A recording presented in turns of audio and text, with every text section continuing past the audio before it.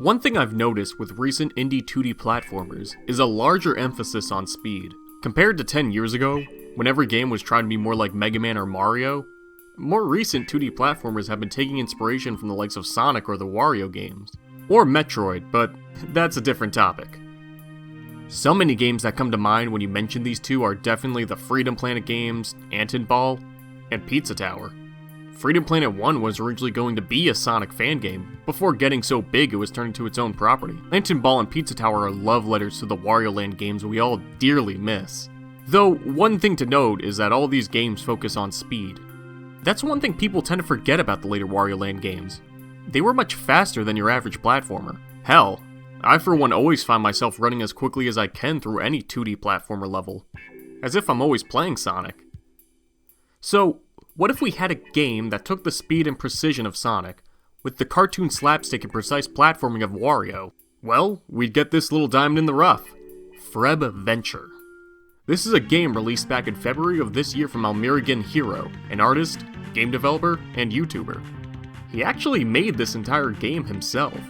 The music, the art, every line of code was all him. It's not very often you see something this polished from only one person.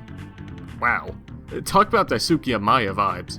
That was the man who created Cave Story. This game received a bit of notoriety after it was featured in the Sonic Amateur Games Expo 2020, 2021, and 2022 showcases, or SAGE for short.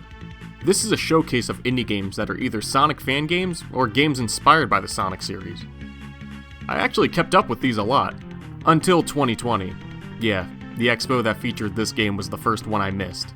But to get back on track, Frebbventure is a fast-paced platformer with a lot of attitude. I became interested in checking it out after stumbling on its trailer last month. With no new 2D Sonics or Warios in the horizon, it looks like this will be my savior. And just to state real quick, I intended to purchase this game myself, but after talking to the developer, he offered me a free copy. Being that I'm as greedy as Wario, I took it, but this will not affect my review. It's party time! One that's going to last a year to be precise. The evil Emperor Ulcithoth rules over the planet from his cult of personality capital, Cosmopolis. Across the pond is Fred Flimbus, a loner who just wants some sleep. After interrupting Ulcithoth's party with a Tom and Jerry yell so loud everyone on Earth hears it, Ulcithoth decides to help Fred find some peace and quiet. By killing him. However, his right-hand woman Rose fails to kill Fred, instead only destroying his castle and launching his stuff all over. With nothing to lose and possibly even the ability to get even more from it, Freb sets out to get his revenge on Rose and Ulcithoth.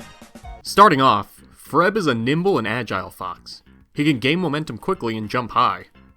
If that's not enough, he also has a short dodge that works similar to the one in the Smash Bros. Games. He also comes packed with a helicopter spin, which can take out most enemies without taking away any speed. It can also be used to gain some upward momentum to get to those hard-to-reach areas.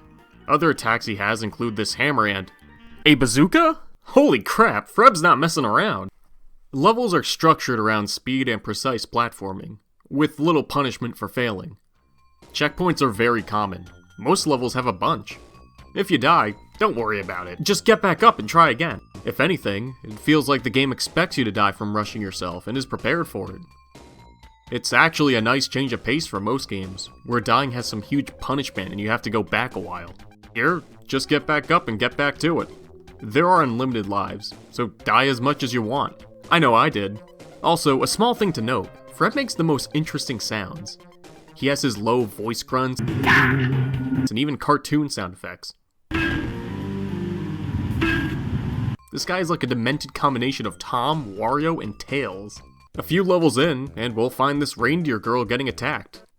Give some enemies a wallop and she'll thank us. This is Drin, our second playable character.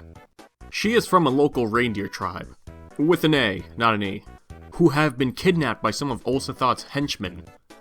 Realizing they have a mutual hatred for the guy, the two team up. Drin plays differently from Freb, being slower and having less health, but having crazy air mobility and attacks that, while weak, land very easily. And in a game where most enemies die in a few hits, it's very helpful. I ended up playing as her through most of the game, so I think we should call it Drinventure instead. But jokes aside, both characters do have their advantages and disadvantages, and I found myself switching pretty often. It's nice to not have one character be broken entirely. And once you gain access to the game's shops, you can buy items for the characters. Don't like Frebb's jumps? Try the Nimbus trousers to get him higher. Think Drin needs a defense boost? Throw her the staggered chest plate for an extra point of health. Continuing through the first world, we find ourselves in Drin's destroyed village, ransacked and populated by angry swine looking to take in the last reindeer. We fight through the brigades of Captain Popper Cash riding his pterodactyl, Jesus. Speaking of, this game has many bosses, with most levels containing a mini-boss or two, and some levels being only a major boss. They can range from being taken out in seconds to, oh my god, they are destroying me, please make it stop. But with the right item and character, and some patience, they can be taken out no problem. Going through the village, we find the true mastermind of the raid, Smoker. He's using the reindeer to make what is essentially steroids. And when Frebb finds out, he gives a small PSA about using illegal substances. Oh Frebb, you sly gremlin fox you. Wait, you're a cat? Soon after, we find ourselves face to face with Smoker on a short boat over a lava river, in what's a pretty nice boss fight where you have to ground pound to rock the boat. Also, in the cutscene before this, Smoker tries to use his fire powers but Drin just spits on him. God, she should have been the main character. Next, we find ourselves in Frebb's personal plane with an AI set to admit it loves him before it dies. Jesus Christ, this guy is a pure gremlin, I love him. We have here a basically 2D shooter level with a bit of sensitive controls. Nothing crazy, just a small taste breaker before going back to our normal platforming levels. Not really too bad, but not really too good either. We got a party to go to tonight. Whoa, I did not expect that.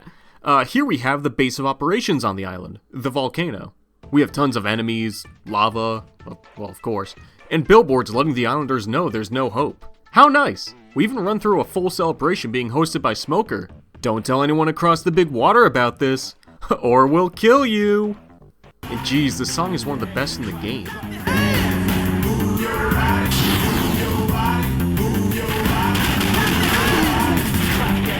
At the center of the volcano, we find King Totemakamun, the island's ruler who betrayed the reindeer. Well, he gets roided up and we fight him in a boss fight where you use both Drin and Frebb. This is the only time in the game where you use two playable characters at once.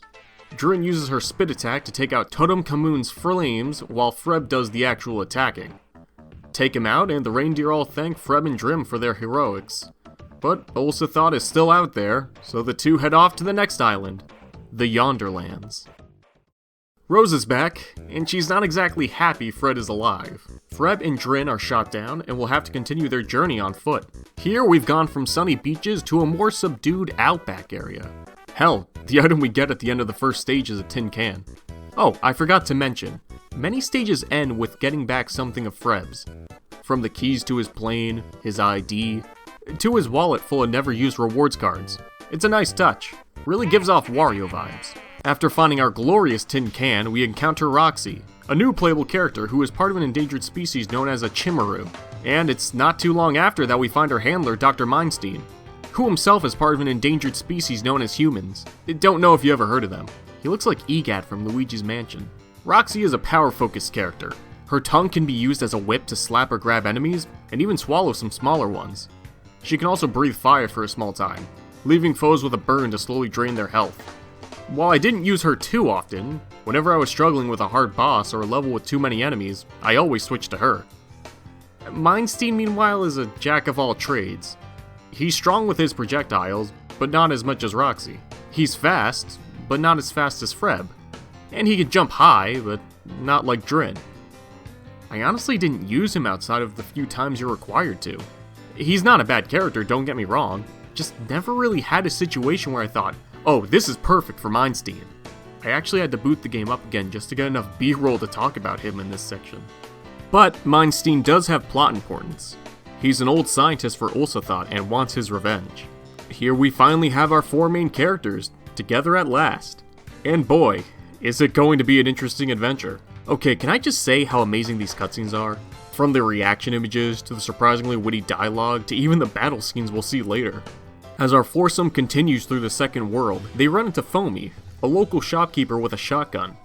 With a mutual hatred of Ulcerthought, she joins the group, but not as a playable character sadly. Shame, I wanted to shoot people with that shotgun. She also mistakes Freb for someone called the Thunder King. Looks just like him. What follows are a few fun platforming levels, honestly some of the best in the game with how much action is happening. Foamy has friends, and they are very excited to start blowing things up. After a boss fight that Roxy makes way too easy, we end up with the Ghost Gateau, a tricked out warboat for use in the sewers. It looks more fun than it is. It's only around for 2 levels, but this is honestly a damper on the second world. It's hard to explain, but the controls on the boat are very slippery, and the level has many enemies. These gates you have to hit at the right spot to break. The first boat level ends with this boss that can take only hits at precise moments. It's the boss that took me the longest. I died over and over and over, and it was such a relief when it finally ended. But luckily for us, the rest of the world is smooth sailing. Many platform levels as Foamy helps our heroes get closer and closer to Cosmopolis. But eventually our new friend must split. After a boss fight with Rose, our heroes move on. Cosmopolis is our next world, a whole ego-driven society centered around Ulcerthought. Here, platforming becomes much more difficult. More bottomless pits and enemies are introduced, including the real enemy of society, yuppies. While this world is much more difficult than the last, it was a more rewarding sort of challenging. It never felt like it was bullshit. It honestly felt like some of the later levels in the Donkey Kong Country games with how precise and fast I had to be. This is also where Drin really started taking off as my main character. The ability to control her jump so well and move so quickly made for a much easier time than with using the others. Also, even though the game was getting much harder at this point, I found myself completing more challenges without even meaning to. Oh, I didn't even mention those. Challenges are short tasks you can try to complete in every level for some extra cash. For example, completing a level in a certain time, beating a boss without dodging, or finding all the diamonds hidden in a stage. I assume these were made easier to compensate for the levels being harder. I ended up with 9 complete without trying by the end of the world. At the end of World 1, I only had 3 completed. Or maybe I was just getting better, I don't know. We're getting close to my favorite level in the game, the Funhouse. First off, this is such a great aesthetic. From the lights, the silhouetted characters, to the banging music. This level is about finding these boomboxes and destroying them to stop the party here. With a lot of tunnels and even a mini-map to help you through it, it feels like I'm playing a mini Metroidvania. There's even an Easter egg you can find in here. If you stay in one spot, a cartoon will start playing, showing Ulcerthought destroying sexism and racism in a Dragon Ball parody. Who the fuck comes up with this? He should have been the main character. And what follows after this is our heroes being forced into a circus of doom, live streamed to an audience of Rose and Ulcerthought's fans. Oh, there are a lot of clowns here. I hope they only appear in this level. This was a very difficult romp, but with grit and determination I was able to get through. Our heroes managed to escape, of course, and after another fight with Smoker, corner Ulcerthought with a fancy new Freb robot. He gets away. World 4, the final world. Ulcerthought is desperate to get away, but it seems like Rose is taking things a bit more personal.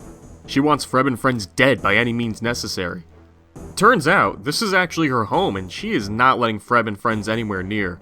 But she's nice enough to introduce the family. Her sisters, Porrid and Majo. Porrid is a huge hulk of a woman who can't even be damaged. Her boss battle requires letting her knock into the ground and set off these springs to burn her, and the meteors to hurt her. Did she really make that sound? Amazing.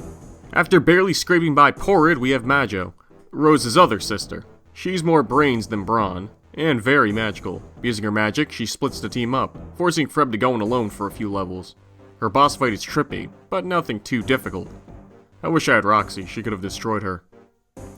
So for this point onward, I will be discussing spoilers for the end of the game.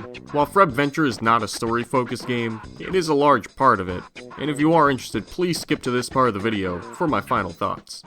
Rose is very much not a fan of her siblings' failures, and absorbs them alongside Smoker.